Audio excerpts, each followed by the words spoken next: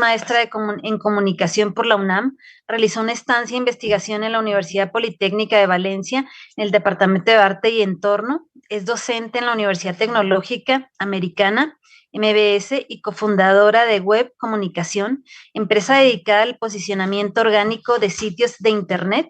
Sus líneas de interés son el graffiti, derecho a la ciudad, espacio público y comunicación en medios digitales.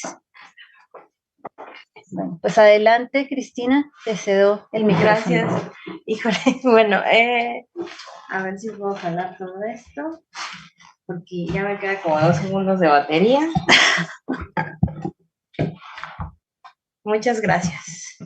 Bueno, ahí creo que sí se está viendo, ya con eso se presenta, ¿verdad? Bueno, muchas gracias. Ya saben que es para mí un honor estar aquí con estas doctoras tan exitosas y yo aprendiendo mucho, y eso les voy a compartir. El capítulo, entré al proyecto más o menos cuando llevaba unos meses. Yo venía de la maestría donde me enfoqué en estudiar graffiti en el espacio público, identificándolo como su transición del momento en que es pura transgresión hasta el momento en que es parte de una política pública, eligiendo 2 espacios de observación en Ciudad de México que comparé. Uno en el centro histórico, que es un pequeño parque cerrado que está en la calle de Regina, y otro, los muros de una escuela que está en la alcaldía de Iztapalapa, justo en la, digamos, como donde termina el Metro Constitución, que para mí eso fue una frontera, o es lo que yo estoy planteando en esta investigación. El primer nombre que tuvo este capítulo fue Recorridos en el Espacio Público, una aproximación al estudio del graffiti desde las trayectorias definidas por el transporte público antes y después del COVID-19 en la alcaldía de Iztapalapa. ¿Por qué? Porque la idea es que aquí hay una frontera que a la vez es simbólica y material, pero no en el sentido solo de muro, aunque sí se van a dar cuenta que investigo casi el muro y las personas alrededor del muro. Entonces, ¿qué frontera hay? Pues, si ustedes han viajado en metro, sobre todo, se dan cuenta que sí hay una frontera de donde se termina tu línea hasta donde llega, si hay transborde ahí o no, si tú vives en un lugar donde, por ejemplo, como Metro Pantitlán, donde además de que se acabe el metro, surgen 1000 formas donde te expandes, donde puedes llegar más lejos, porque ahí hay una base muy grande que te lleva a diferentes lugares. A diferencia de vivir muy cerca de un metro, que afuera casi no hay nada, a lo mejor unos puestos y ya. Y entonces tu movilidad cambia, o sea, tu forma de expandirte y de llegar a donde quieras llegar desde donde vives es distinta. Entonces, obviamente hay unas fronteras que no son frontera tal cual, están dentro de la Ciudad de México y son parte del transporte público. Durante la pandemia se construyó en esa área que yo investigaba desde antes, se construyó el cablebús línea 2.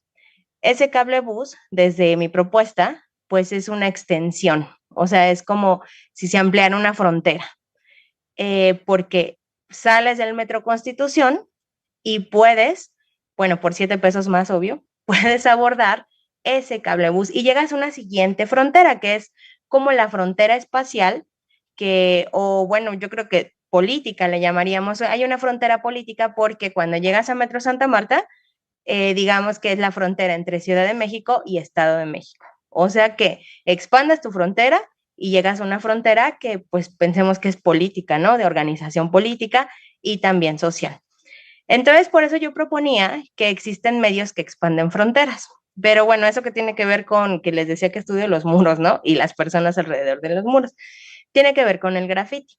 Ustedes si han subido al teleférico o si pueden ver a lo mejor algún TikTok o algún reel o algún video de personas que hayan subido, cuando vas en el teleférico, abajo puedes ver lo que hoy llamaríamos arte urbano. Eso es lo que te vas a encontrar. Y casualmente muy abajo, no es que lo veas en toda la mancha urbana, solamente la vas a ver abajito de tu recorrido.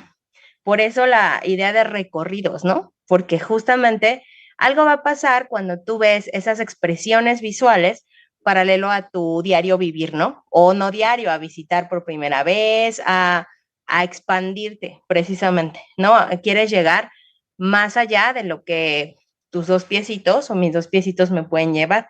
Eso es lo que hace un medio, ¿no? Nos expande. Si no hubiera auto, bueno, pues la historia sería diferente de nuestras propias vidas, ¿no? Si no hubiera transporte público, si no llegara a haber caballo en el pasado, ¿no? La historia sería distinta. Si no tuviéramos medios que nos expandan más rápido, que nos lleven más lejos de manera más veloz. Y bueno, pues, ¿qué relación tiene esto con el graffiti? Primero, primero la concepción de graffiti que en el capítulo va a aparecer. Cuando ustedes lean el libro, porque obviamente hay mucho más que contar, pues ahí les pongo distintas definiciones de personas de qué es graffiti, desde personas que lo hacen hasta personas que lo estudian. Y una pelea eterna en la que yo no me quiero centrar. ¿Qué es graffiti? ¿Qué es arte urbano? ¿Qué es arte público? Y de eso, pues, podemos consultar. Eso está todo el tiempo y podemos quedarnos ahí. Si tenemos esa mirada únicamente desde la estética o únicamente desde la técnica, como si le quitáramos al arte la parte social o a la expresión visual la parte social. Pero en realidad, esta propuesta implica o propone o quiero sustentar que para mí el graffiti o lo que yo voy a llamar graffiti aquí va a tener que ver con espacio de enunciación, o sea, lugar. ¿En qué lugar está esa expresión visual? ¿Quién la practica? Porque a veces el quien la practica le cambia el nombre, no la técnica, no el lugar, sino quien lo hace. ¿Quién la rechaza? Porque si la institución la acepta, parece que se vuelve arte urbano, y si la rechaza, se convierte en graffiti.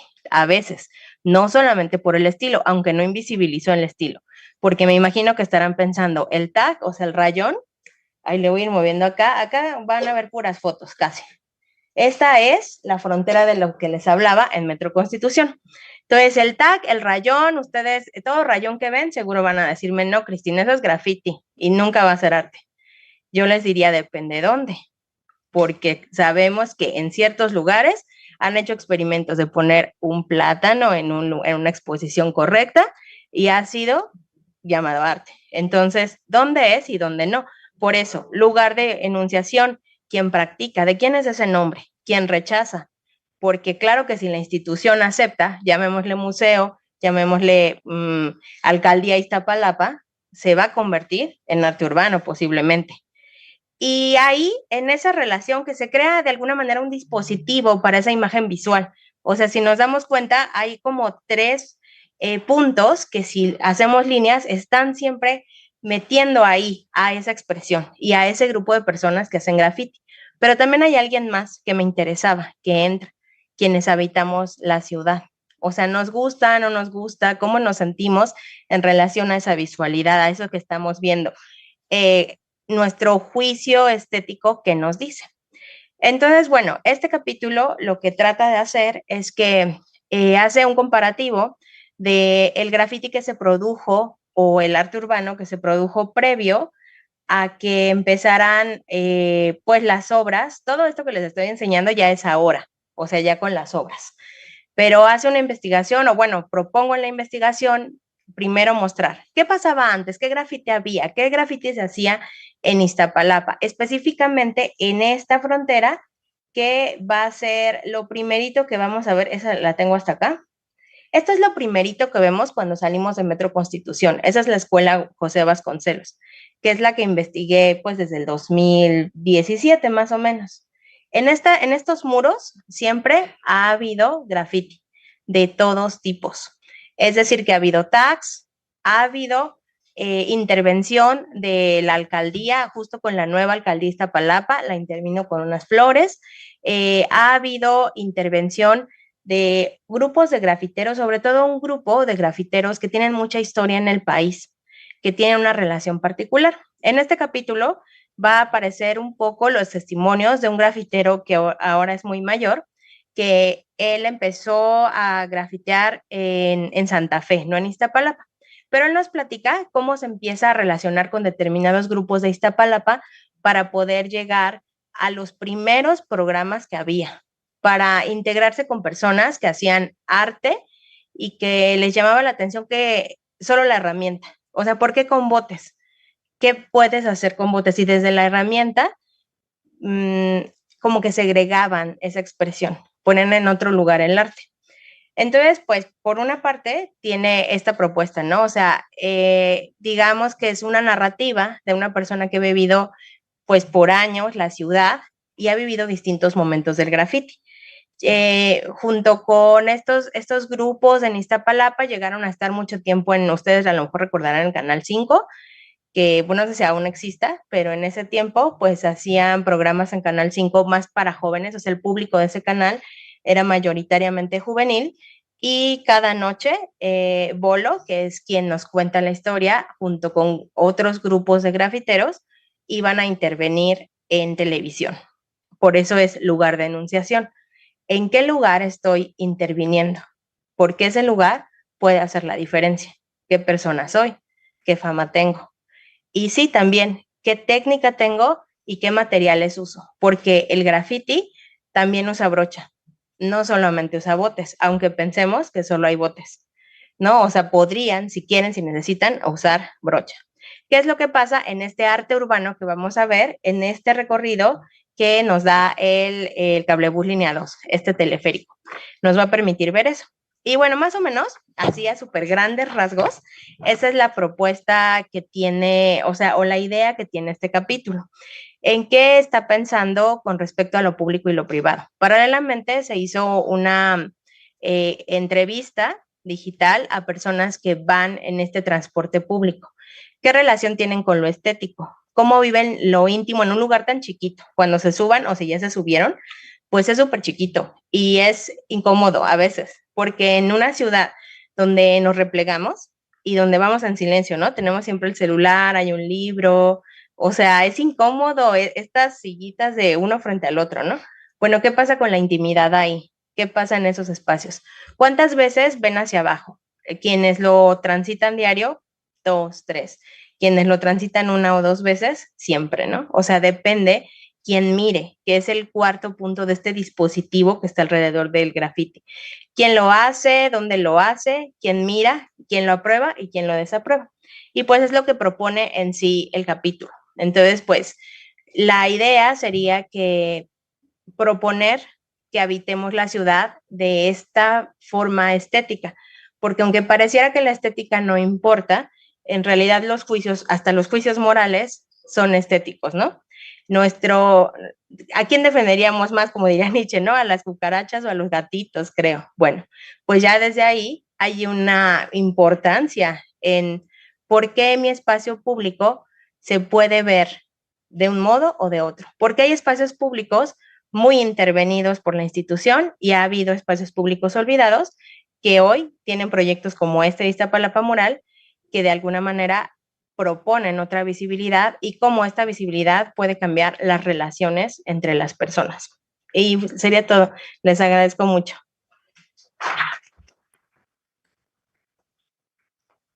Bueno, pues muchas gracias, Cristina, muchas gracias a todas las ponentes. Me gustaría hacer algunos comentarios, pero yo creo que ya no nos da tiempo, nada más pues destacar algunas cuestiones que van apareciendo o han aparecido a lo largo de todas las presentaciones y que nos siguen de alguna manera vinculando el tema de la frontera, ¿no? Fronteras geográficas, fronteras físicas, simbólicas, imaginarias, desde el norte del país, que están muy claras, muy establecidas geográficamente, hasta las que hemos escuchado de aquí de las compañeras, ¿no? También muy enriquecedor escuchar pues todas esas experiencias de los movimientos ciudadanos y de cómo en algunas otras latitudes del país pues sí se activa la población, ¿no? Y hay logros. En Ciudad Juárez está muy desdibujado esto, ¿no? Regularmente no, sí hay experiencias, pero yo creo que así a ese nivel y escuchar que son exitosas además, pues como enriquece mucho, ¿no? Bueno, pues sin más, yo creo que no sé si hay tiempo para preguntas o comentarios. Sí, tenemos. ¿Sí? Ok, bueno, pues entonces, si quieren, no sé quién tenga el micrófono. y a ver quién quiere hacer comentarios o preguntas. Gracias. Bueno, voy a aprovechar para seguir aprendiendo porque esto está delicioso. Es precisamente la coincidencia de una situación emergente en un país que intenta mucho salir adelante, pero con tantas diferencias geográficas. Y yo creo que el anhelo de la academia, de la investigación, de la ciencia, de la comunidad misma, es acompañarnos en experiencias que nos ayuden a generar estas sinergias, que ayuden a la población en sus diferentes grupos sociales a salir adelante. Y no puedo evitar preguntarme, ¿por qué en unos espacios geográficos hay tanto éxito? Es emocionante ver la cantidad de experiencias que pueden retratar en este espacio. Y conociendo mi ciudad como la conozco y conociendo a su gente, a mis compañeros y compañeras de camino, yo sé que hay muchos proyectos que intentan dignificar el espacio de la frontera allá en Ciudad Juárez, pero no veo este éxito.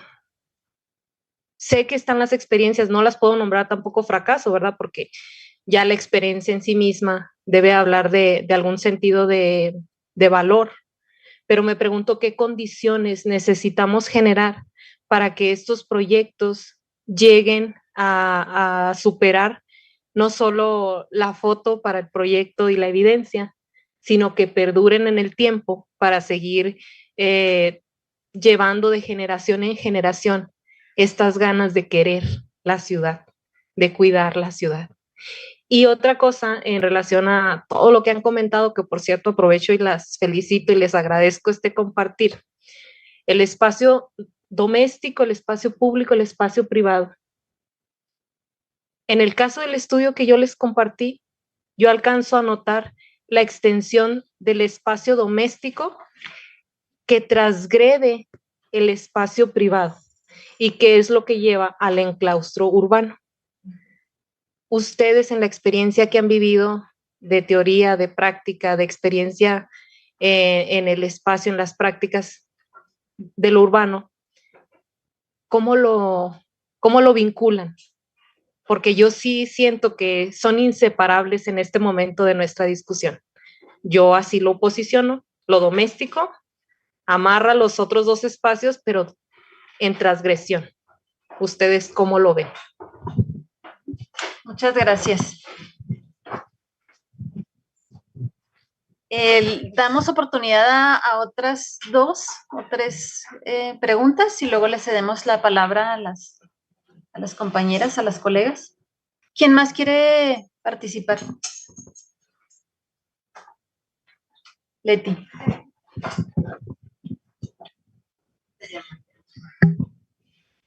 Pues buenas tardes y también muchas gracias. Creo que ha sido, aunque ya las habíamos leído, creo que ha sido muy revelador escucharlas. Me parece que también ha sido una mesa yo diría que de grandes esperanzas, ¿no? Aunque quizá empezamos en otro tono, me parece que nos muestra un estudio muy acucioso de cada una, ¿no? Pero que también nos demuestra que hay posibilidades de construir desde este nuevo espacio como señalaba Janet, ¿no? Creo que eso me parece muy, muy lindo de destacar en este momento, ¿no? Creo que el enlace que hace Álida, ¿no? Pensando en, ¿no? O sea, desde su geografía, ¿no? Decir, ¿y eso allá por qué no? Y a lo mejor allá por qué no, no lo sé, pero a lo mejor es que acá somos muy ruidosos. Entonces, a lo mejor tiene que ver con, ¿no? Con cacarear las cosas y no es que no existan o que no se nombren igual, sino qué función tienen, ¿no? Y a mí me parece que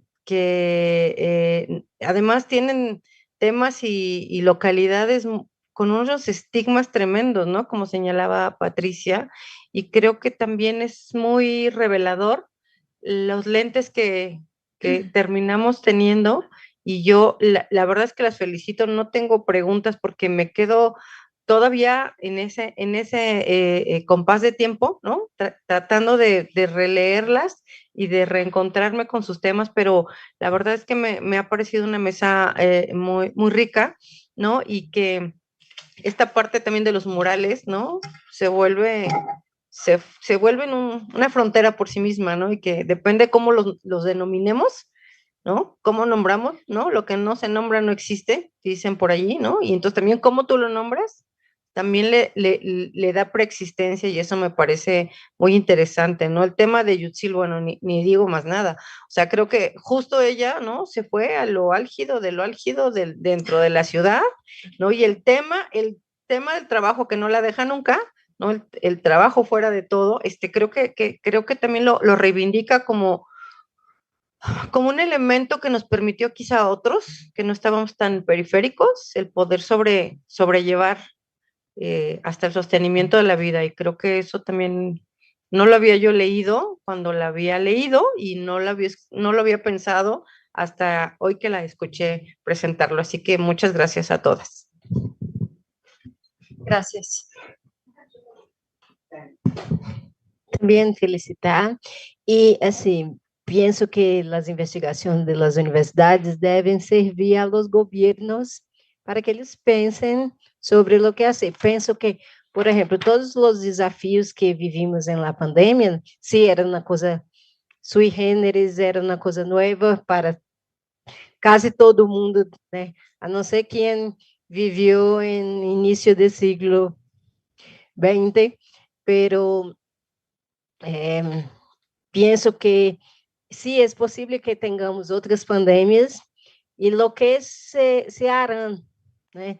De todas essas coisas que vocês hablaram aqui, do trabalho doméstico, do cuidado de ninhos, do uso do espaço público, de las viviendas problemáticas, né? Então, é uma coisa interessante a ser essas investigações para incluso poner para os governos os retos que tendrán en las próximas pandemias, porque lo que se dice es que sí es una realidad, es que vamos a atender outras pandemias. Entonces, para agora, em 2020, era uma realidade realmente nova para todo mundo, mas depois de 2020 não é mais. Então, temos que pensar soluções.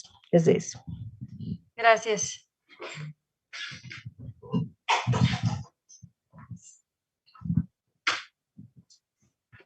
Gracias, pues muchas felicidades también.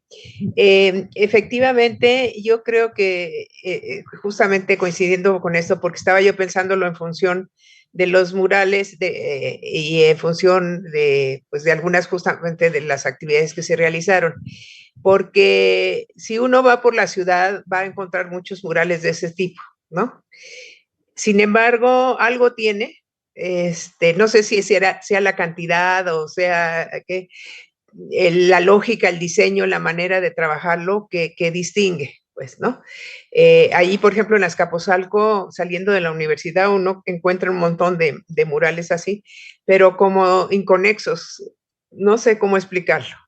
Y entonces aquí como que le encontraron el sentido, y el sentido es darle vida a Iztapalapa y quitarle lo gris a Iztapalapa y como darle un sentido mucho más profundo. En ese sentido también pensaba yo cómo hay dos cosas que me parecen que son fundamentales. Una, que es la política pública como tal y concebirlo como política pública.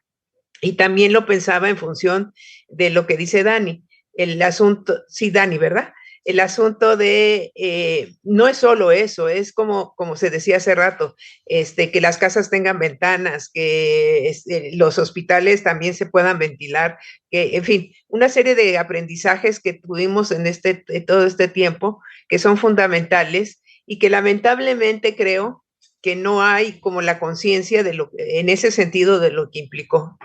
A mí me llama la atención, por ejemplo, que el Hospital Ángeles, que es uno de los hospitales más ahora sí que más fifís, digamos. Más nice. Le quitaron, o sea, lo remodelaron y le quitaron las ventanas y lo cerraron y hay aire acondicionado como para que todo el mundo se muera, o sea, una lógica terrible. El diseño de las casas son edificios sin tampoco espacios así, como abiertos. Es muy interesante porque cuando uno ve fotografías, por ejemplo, de las otras pandemias, lo que se aprendió fue eso, hacer una arquitectura diferente. Y ahorita sigue predominando esta como arquitectura neoliberal que la puedes ver en Bogotá, en Brasil, en México, en la frontera o en la periferia, donde quieras. Entonces, aquí es efectivamente un elemento que me parece que es fundamental, pareciera que en la sociedad civil desarrollamos toda una sensibilidad, pero que los políticos no la desarrollaron.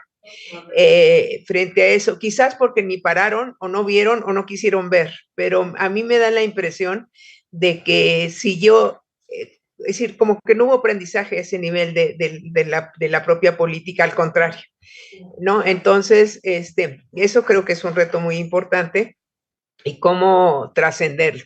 Y en ese sentido también una última reflexión que es el papel de los liderazgos, ¿no? Cómo es fundamental quien lidera un proyecto, la mirada que tiene, la mirada de ciudad, la mirada de la propia problemática, cómo involucrar a la sociedad, realmente involucrarla, es fundamental. Mientras eso no cambie, pues van a quedar como cuestiones muy específicas, muy interesantes, bonitas, pero sí se requiere como una mirada más generalizada. Y creo que ahí los académicos, y me refiero en general a la sociedad civil, pues juega un papel fundamental, ¿no? Muchas gracias. Bueno, si quieren ya cedemos el micrófono. A ver, ¿quién quiere hacer comentarios? Sí. Bueno, pues gracias a todas y a todos por sus comentarios, su interés. Bueno, esto que tú planteas, Janet, con respecto a por qué tantas diferencias, ¿no? Digo, por lo pronto, entre el norte y el centro. Yo creo que más allá de otras cosas, sí tiene que ver, alguna vez lo habíamos comentado, creo, en alguna sesión de seminario, pues ahora sí que parece obvio, pero con la cultura política y con la trayectoria también de la ciudadanía y de los movimientos sociales en uno y otro lado. No necesariamente, fíjate, me parece en este caso que tenga que ver con la diferencia geográfica. Esa es mi percepción, a excepción, ¿sí?, con la condición fronteriza, que sí, porque es una frontera, pero además una frontera particularmente difícil, conflictiva, asediada por muchas cosas, ¿no? Bueno, desde la violencia misma hasta todo lo que ustedes dos y otras compañeras y compañeros de allá nos han transmitido. O sea, en ese sentido, lo geográfico creo que puede estar afectando. Pero curiosamente es una frontera diferente a otras del mismo norte. Entonces, por eso creo que sí influye otro tipo de factores más, digamos, históricos, ¿no? Históricos lejanos, pero históricos también recientes, del desarrollo de sus sociedades, ¿no? O bueno, de nuestras sociedades. Y el desarrollo político, ser capital, más allá de ser el centro, ser capital es algo que marca mucho, ¿no? Para bien y para mal, pero en este caso para bien, porque pues aquí es como el lugar del receptáculo de todas las problemáticas políticas, sociales, etcétera, del país. Entonces aquí tenemos como una panorámica amplia, te digo para bien y para mal, pero bueno, todo eso ha hecho también que, bueno, nosotros, porque ustedes lo saben bien, nuestra ciudad y nuestra entidad políticamente fue muy, muy atrasada en su desarrollo. O sea, tardamos muchas décadas para tener un gobierno propio, para ser entidad federativa. O sea, paradójicamente era lo contrario, ¿no? Mientras todos y todas podían elegir a sus gobernantes, etcétera, etcétera, acá no. Entonces, eso es, por un lado, es una cuestión que se contrapone a que tal vez eso mismo generó mucha experiencia participativa o participativa en un sentido, como dijiste tú también, transgresor, ¿no? O sea, desde fuera, no desde dentro del sistema, porque estaba muy cerrado. Entonces, bueno, creo que todos estos elementos, pues hacen que haya diferencias, pero yo diría que es muy parcial el asunto de la localización, ¿no? Que es una parte, pero que en realidad a lo mejor puede ser una diferencia muy parecida entre aquí y, por decirte algo, Tabasco o Tlaxcala que está muy cerca de la ciudad, es centro. Entonces yo creo que es más todo este otro conjunto de cuestiones. Ahora, tú decías, según entendí, ¿cómo es esto de que lo doméstico amarra a lo público y lo privado, pero en transgresión? Así lo mencionaste. Lo que yo digo es que desde la mirada que he construido, lo doméstico es una extensión de lo privado, pero transgrede el espacio público. Para el caso de las mujeres trabajadoras, por eso viven en el enclausto urbano. Es decir, que si ellas salen de su espacio privado, es para darle continuidad a su rol de género. Voy a pagar la luz, voy a pagar el gas, voy a la escuela, voy a discutir la despensa, pero no hay un gozo, un ejercicio del derecho a la ciudad por sí misma. Hay una extensión del rol de género. Bueno, creo que ahí estamos en problemas en el sentido de lo que yo comentaba, que no hemos discutido en el seminario y en el proyecto qué entendemos por lo doméstico, porque yo no lo entiendo así. Según los datos y las autores y autoras que consulté, es algo que transgrede lo privado, pero que precisamente construye mucho, digamos, canales y conexiones con lo público. No porque hagan lo mismo, sino porque las mujeres, en este caso, tienen la posibilidad, incluso acá lo decía yo, de tener más intimidad en el espacio público que en el privado. Por decir un ejemplo, no creo, aquí sí es difícil porque realmente creo que es un pendiente que tenemos que retomar. ¿Qué estamos entendiendo por espacio doméstico? ¿No? Pero bueno, entonces yo lo dejo ahí según lo que yo vi. Ahora, Leti, bueno, gracias, y dice, mesa de grandes esperanzas ya.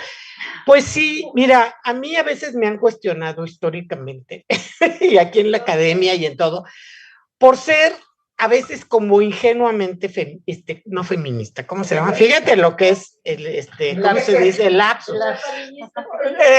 Exacto. La verdad, sí, no es cierto. No, he sido ilusamente a veces optimista, pero yo lo que pasa es que yo creo que, primero, tengo en qué basarme. Ejemplos muy claros, como decía Lida, bueno, pues es que yo sí he tenido ese acercamiento que no se niega con lo conflictivo y problemático, pero que esa sí es mi otra, ¿qué te diré? Opción. Hago mucho el énfasis en eso y no tanto en lo otro, no porque no sea importante, sino porque además siento que últimamente en ciencias sociales, en todos estos problemas, todo el mundo se clava en lo negativo, en la violencia, en la confrontación, y muy poca gente, hasta donde yo identifico, destaca lo otro. A mí sí me gusta y por eso lo pongo. Pero bueno, en ese sentido estoy de acuerdo contigo. Luego Daniel, lo que dice que se relaciona con lo de Cristina, ¿no? Creo que sí. Hay una parte de que estos aprendizajes o estas más bien experiencias y desafíos que generaron que generó la pandemia, no han sido retomados muy explícitamente, por lo menos en general, por los y las políticas y políticos. Y para cómo afrontarlos y todo. Pero yo lo que creo, pregunto, si no han sido retomados intencionalmente, porque también está aquí atravesada, pues la lógica del mercado, la hegemonía mercantil. O sea, no es, por ejemplo, pensando lo que dices del Hospital Ángeles y tantos otros lugares, pues es que sigue predominando como siempre. ¿Qué nos pasa con el cambio climático? Digo, ¿qué más queremos tener claro con todo lo que se ha venido y nos ha afectado a todos? ¿Y por qué los gobiernos no toman medidas? Pues porque aunque las quieran tomar, en el mejor de los casos, los intereses privados y el ansia de ganancia de verdad tan fuerte del mercado, no, o sea, no deja ver esas cosas. Digo, que Trump a estas alturas y Bolsonaro y quien quiera sigan insistiendo en que no hay cambio climático, bueno, no tiene un sustento ni una intencionalidad política ni filosófica ni nada, sino de no tener que atarse las manos en sus, ¿no? Ese es así a grosso modo como yo respondería. Es tan obvio que uno diría, bueno, ¿por qué no? Bueno, pues porque no, hay otras cosas que están ahí. Esa sería mi respuesta. Gracias, Lucía. ¿Alguien? No, está bien. ¿De una vez? Pues sí, ya ¿Sí se escucha? Okay. Sí. Bueno, son como varias cosas. Quisiera yo empezar con el tema de lo doméstico, porque en efecto es un tema como el agua que se nos escapa de las manos, porque tradicionalmente se ha restringido a las actividades que realizan las mujeres al interior de la casa, incluso al trabajo reproductivo en el espacio de lo privado y, bueno, los diversos significados y usos de la palabra domesticidad aluden al conjunto de actividades que abarcan desde el trabajo y empleo doméstico, así como relaciones sociales e intercambios productivos dentro y fuera de la casa, en contextos distintos, lo cual es real. Sin embargo, así, en blanco y negro, lo doméstico se sigue todavía entendiendo como tareas de mujeres que se realizan al interior de la casa, siendo que no lo es. Y es importante, digamos, resignificar su relación con lo público y lo privado, que son espacios reales. Digamos, lo privado existe como privativo, pero también como ese espacio propio donde las personas, los grupos, las familias realizan sus necesidades vitales, como dormir, como comer, ¿sí? Que en la teoría liberal, pues sería un derecho a lo privado. Los sin casa ponen en cuestión la carencia de espacio privado, ¿no? Como derecho humano a tener un lugar propio, íntimo, personal, que en la actualidad estos límites están completamente disueltos porque lo privado está penetrado por lo público desde hace tiempo, no solo fue por la pandemia, sino por una serie de actividades desde la misma televisión y con la revolución tecnológica, pues estamos viendo la guerra desde una habitación, ¿no? Y saturados con noticias. Digo, ahora con lo de la inteligencia artificial y el teléfono celular estamos viendo todo el tiempo una serie de cuestiones que acortan las distancias, ¿no? Lo que ocurre en Palestina al mismo tiempo que lo que puede estar ocurriendo pues en Iztapalapa en tiempo real.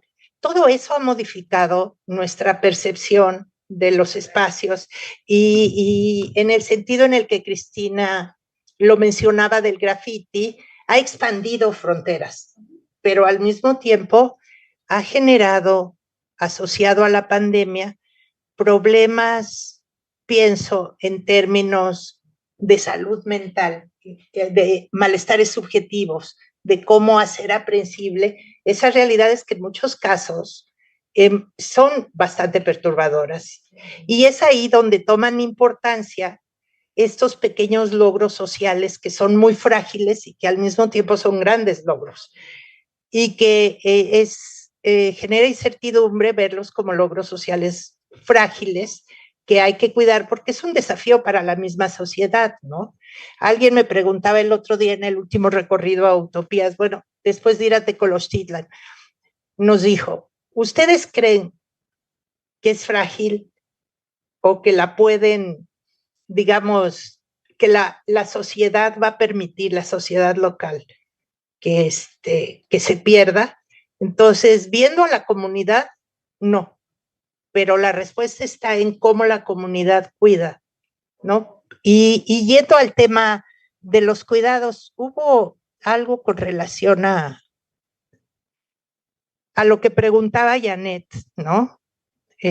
Lo doméstico como extensión de lo privado, pero al mismo tiempo lo doméstico desbordado en lo privado y en lo público, y como un cambio en su contenido, ¿no? Ya no está restringido en muchos casos a las tareas que solo realizan las mujeres, como decías tú, de cuerpo a cuerpo. El cuerpo que cuida, sea masculino o femenino, finalmente está implicado en tareas de cuidados, ya sea en la calle o en la casa o en el trabajo o en el espacio donde se sitúen esas prácticas. Pero esto me hace pensar una pregunta para nosotras, para las dos mesas. ¿Qué resultó comparable y qué ideas resultaron clave para la investigación cruzada entre Juárez, Nogales y Ciudad de México en los distintos lugares qué es comparable, ¿no? Entre Juárez y la Ciudad de México, nosotros sí, podemos decir que nos hemos centrado en experiencias que muestran la construcción de vínculos sociales, porque aquí ha quedado fuera, yo pienso, un tema que también hay que retomar, que es el retorno a lo público estatal, o al menos la búsqueda del retorno a lo público estatal. En un contexto de una sociedad que había quedado en la indefensión, y la pandemia devela tantas cosas, entre otras, por ejemplo, que se viene en el caso de la Ciudad de México, ustedes me dirán, pienso que en el país también, un compromiso de Estado en términos de la salud pública por las vacunas. Sin embargo, las familias y estos ámbitos privados seguimos siendo responsables del cuidado. Entonces son dos realidades muy fuertes, porque mientras el Estado y los gobiernos se ocupan de la parte colectiva pública de la vacunación, del programa universal, las familias vuelven a tener una sobrecarga que agudiza más la crisis de cuidados, ¿no? Que se hace más visible en tiempos de pandemia. Entonces, pensando en las fronteras de desigualdad en el espacio social de las ciudades estudiadas, que se expresan quizá como en ninguna otra actividad en el trabajo de cuidados que realizan sobre todo las mujeres dentro y fuera de la casa, quizá precisamente es el trabajo de cuidados lo que es comparable o puede ser comparable, entre otras cosas, entre una ciudad y otra y entre un caso de estudio y otro, ¿no? Precisamente porque la crisis de cuidados, pienso, como hipótesis también, genera tensiones y violencias al interior de la casa y se desbordan fuera, y de afuera hacia adentro, y que expresan conflictos por los derechos y desafíos para las instituciones públicas. En una sociedad que se fue acostumbrando, se fue naturalizando que las personas y las familias resolvieran. O sea, que se resuelva privadamente asuntos que son de interés público, y ahí el tema del Estado, pues habría que revisarlo y vincularlo a los temas que estamos trabajando, porque no se trata de volver a aquel Estado social corporativo. Cuando uno habla del Estado a veces se confunde que queremos volver al pasado. No, es que sí, la sociedad necesita, para estar fuerte, instituciones fuertes. ¿Quién cuida a la sociedad? Cuando hacemos campo y preguntamos, ¿y a ti quién te cuida? ¿No? ¿O quién cuida el medio ambiente? ¿O quién cuida la naturaleza? Bueno, pues hay una situación muy fuerte en esa interrogante. Quizá las que estamos aquí, si nos preguntáramos, cuidamos a los demás. ¿Y quién nos cuida? ¿No? ¿Cuál es nuestro referente en términos de institución, ¿no? de Estado? Nuestro referente de Estado se ha como desdibujado. Entonces estamos, en el caso de la Ciudad de México, como en un proceso de retorno a lo público, que creo que Iztapalapa es un ejemplo de búsqueda de lo público, desde el compromiso de la institución frente a una sociedad que ha estado haciendo un esfuerzo desbordado.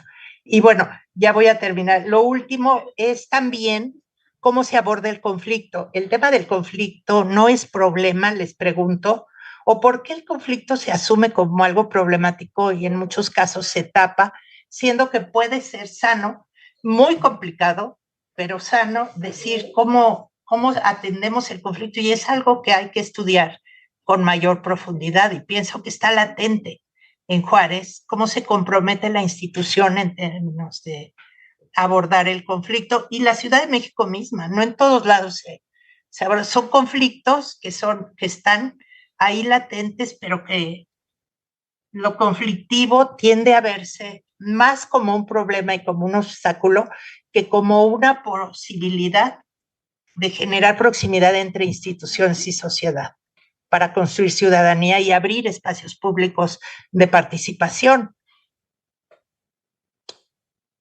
Gracias, gracias.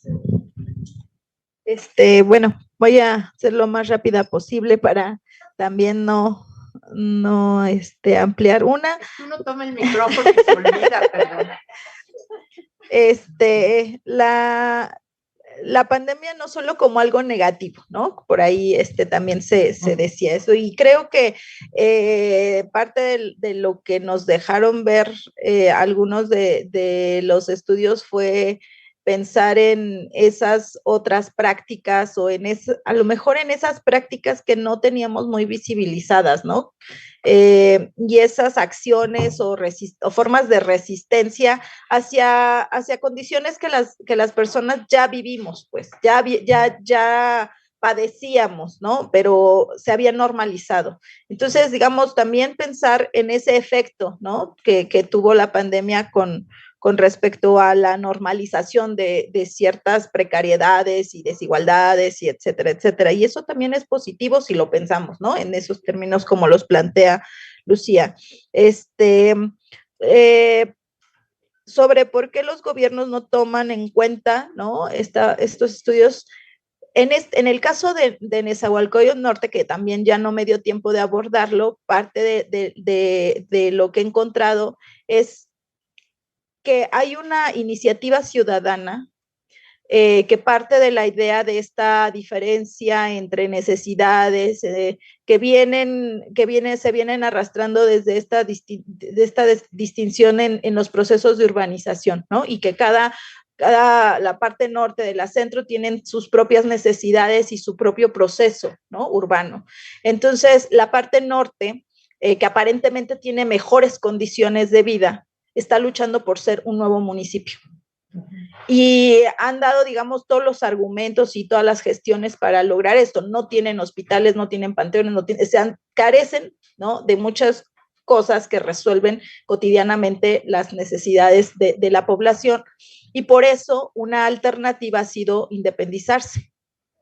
Sin embargo, esta gestión que lleva más de 20 años no se ha logrado solo porque no han querido, no es que no conozcan, no es que no lo tengan, ¿no? Y mucho de esto, digamos, está sustentado también en esta falta de identidad municipal que se ha construido, ¿no? Se identifican más con la alcaldía Gustavo Madero, con la parte de Aragón, ¿no? Por ahí una anécdota decía, es que para decir dónde vivo, si digo Nezahualcóyotl, piensan que vivo de esta parte, pero tengo que decir, ¿no? Que vivo no sé qué, Aragón, ¿no? Entonces ya para que te ubiquen, y esa parte es un poco terrible en el sentido de, pues no terminas por pertenecer, ¿no? A un lugar, estás como en un limbo, y bueno, tampoco tienes los derechos, ¿no? Resueltos como tales.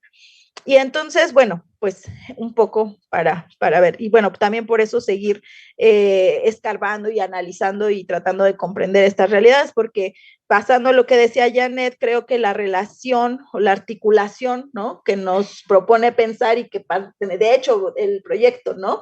Se proponía también pensar esta articulación, digamos, está resuelta y no, ¿no? Yo la veo así, porque la articulación o la relación espacial, ¿no? Como ámbitos de acción, no son estáticos. Están como en este diálogo entre sí, pero no se dan de la misma manera tampoco. O sea, no se expresan igual. Y por ejemplo, en mi caso de estudio, ¿no? Que yo entiendo, digamos, esta propuesta, esta relación que tú vas construyendo.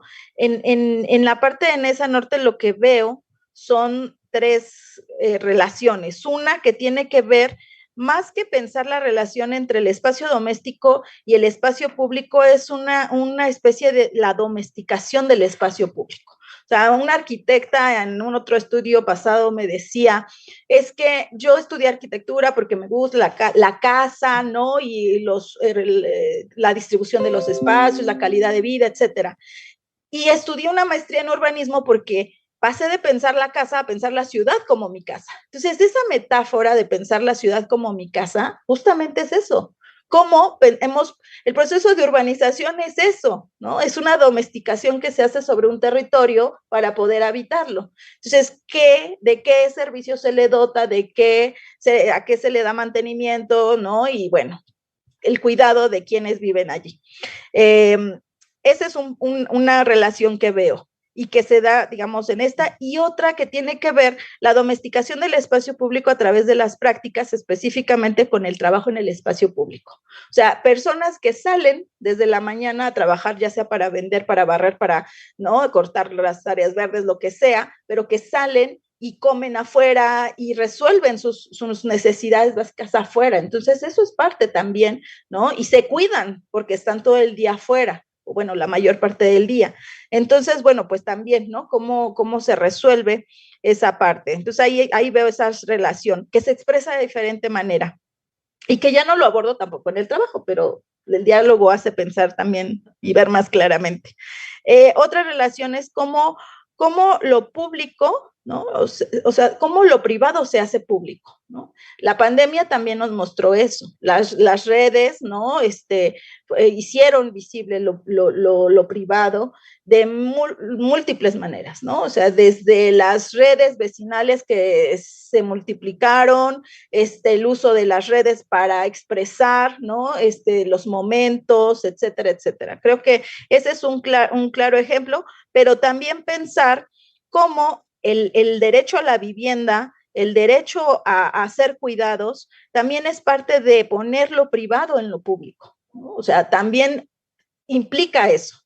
Y esa es una segunda relación que se puede seguir abordando. Y una tercera que tiene que ver, a lo mejor, más que la relación entre lo privado y lo público, es con la privatización del espacio público. Aquí en esa norte vemos de las 18 colonias, hay algunas que son cerradas, hay algunas que son más abiertas, y cómo está, ¿no? O sea, cómo la percepción del miedo, de la inseguridad que se tiene, pues también te hace tomar decisiones, y se hacen desde los habitantes, desde los ciudadanos, el cierre de calles. Y eso es parte de la privatización del espacio público, la toma de jardines y etcétera, ¿no? Estas acciones que también, digamos, tienen una lógica detrás. Y bueno, pues hasta aquí lo dejo. Gracias. Gracias. Bueno, es que me llama mucho la atención lo de la transgresión, porque justo estoy como haciendo un poco una genealogía de eso con respecto a filosofía política. Y bueno, a mí me llamaba la atención que transgresión en su etimología. Creo que es mejor el otro micrófono para ¿sí? que se grabe, Cris. Ok. Sí. No sé si con este se graba o no. Y tiene que estar distante. ¿Así? Sí, 25 centímetros. Okay. Pues que transgresión en su etimología viene de transgresio, que es hacer daño, pero extrañamente, como si lo buscamos en otros diccionarios que no son etimológicos, son actuar en contra de una ley o costumbre. Me llama la atención esa naturaleza de la palabra porque es transgresio y, por ejemplo, ven que el prefijo trans es atravesar, pero transgresio hacer daño, ¿no? O sea, como que si atravieso mucho la frontera, ya no, nada más poquito, ¿no? Entonces, sobre si hay una transgresión, yo diría sí, pensándolo como desde la naturaleza de la palabra, o sea, ir contra una ley o costumbre, contra lo que se ha hecho siempre, es transgresión. Y en ese sentido, cuerpos donde no nos parece que estén como comunidad, es transgresión. Cuerpos femeninos, cuerpos que han transitado de lo femenino a lo masculino, cualquier disidencia, ¿no? O sea, personas que piden limosna cuando estoy tomándome mi cafecito, o sea, cualquiera que en mi cabeza diga que ese cuerpo no debe ocupar ese espacio, lo transgrede, en mi opinión. Y creo que, no sé si es como tú lo estabas pensando, o sea, justo que pues las mujeres se quedan en esos espacios más domésticos y si van al espacio público, no van a transgredir el uso normativo del espacio, sino mira, voy a apagar la luz, ¿eh? No creas que vine a pararme aquí en una marcha feminista a rayar, sino que voy a apagar la luz o voy por mi hijo. No creas que estoy afuera a ver a quien conozco, ¿no? O sea, sí, yo siento que pues sí, o sea, desde cómo se construyeron los estados a partir de cuidar siempre y la propiedad privada y la vida y portarse bien y ceder las violencias pues, a la policía, etcétera, hay algo ahí que implica que hay cuerpos que tienen que estar en ciertos lugares y que se esperaría que estén. Y que cuando son en otros lugares, pensemos también en la corporalidad trans. O sea, ¿en qué lugares vemos personas trans? En todos lados. Cuando esas personas son en otros lugares, ¿qué pasa? Parece que como para cierta gente es como que los rompen. Y si es acción y efecto de hacer daño, pues como que los rompen. Entonces yo creo que sí en tu idea hay algo desde esta naturaleza o la genealogía de la palabra, sí hay una suerte de transgresión. Desde otra mirada, ¿qué pasa con las transgresiones repetidas para los estados? Estas transgresiones repetidas hacen normas nuevas y leyes nuevas, como el graffiti. O sea, tanto graffiti lo lleva a la política pública. Cuando aquí en la ciudad hay Unidad Antigraffiti que cambió su nombre a Unidad Graffiti y también su función. Los primeros años buscaba a las personas que grafiteaban pensando que cada graffiti era un mensaje del narcotráfico. Estos años, si tú lees lo que dice la página como Unidad Antigraffiti, dice apoyar a que se haga más arte y que los jóvenes, en lugar de que estén rayando feo, rayen bonito. Cambió la visión. Es decir, que sí es cierto que puede ser que esos cuerpos en la calle son transgresión, pero si se repiten y se repiten como una resistencia, a veces el existir puede ser resistencia, pues a lo mejor un día ya no lo son. Ya dicen, qué bueno que las mujeres en la calle pueden hacer algo más que pagar la luz, pero claro, esas mujeres a lo mejor tendrían que vivirlo como esa resistencia, como un cuerpo trans lo vive, ¿no? O sea, voy a ir ahí a ese espacio donde no hay cuerpos trans, voy a hacer mi vida normal y existir, y ni modo, o sea, yo me voy a aguantar porque claro que va a haber ahí un choque, un conflicto precisamente, y también la sociedad. Y a lo mejor tanto nos aguantamos que un día da súper igual y aquí habría como variedad, ¿no? No solo habríamos muchas mujeres, habríamos muchas mujeres trans, muchos hombres trans, muchas personas de otras disidencias. Pero pues tal vez yo diría la idea es resistir en esa transgresión, utilizar no la parte de transgresión que destruye, sino la que eventualmente cambia las políticas, pero claro que para cambiar esas políticas en medio cambió las ideas, ¿no? Y ya, era lo que quería comentar, gracias. Bueno, no, pues muchas gracias, no sé si quieres cerrar ya. Quisiera, pues, es muy motivante escuchar porque nos deja pensando con deseos de seguir discutiendo porque volvemos finalmente al tema de la institución de gobierno y del Estado frente a la sociedad, ¿no? Ahora, en lo que comentaba Yutzil, me pareció muy importante porque es también como tener un lugar donde tengas un referente de autoridad frente a la cual plantear demandas sociales, porque si no la sociedad está sola, ¿no? No sabes si eres de Aragón o si eres de Nesa o si vas al centro de Nesa a dirimir, quién te representa políticamente, que finalmente debería de ser el representante elegido por la sociedad, ¿no?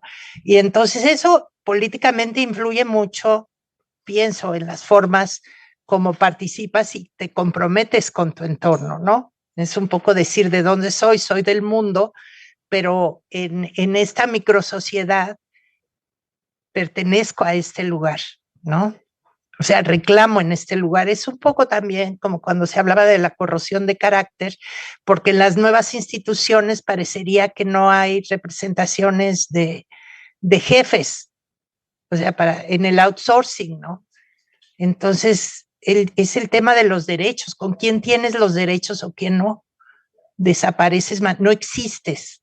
Y ese es muy, muy interesante. Es un tema que pienso que también tiene que ver con el Estado, pero finalmente yo ya cierro pensando en que lo que hemos venido trabajando en distintos lugares y vinculado con los conceptos que cada quien fue eligiendo y utilizando como herramientas de análisis es la manera como se construye lo público, sea público institucional, lo público político en los distintos lugares. Me pregunto y me quedo con la pregunta, ¿cómo se construye lo público en una ciudad como Ciudad Juárez?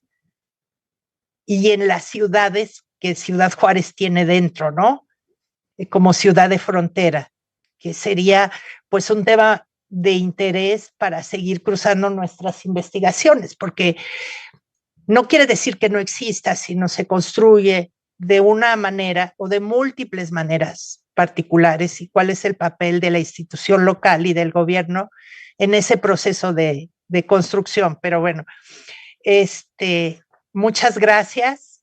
No terminamos, seguimos la próxima.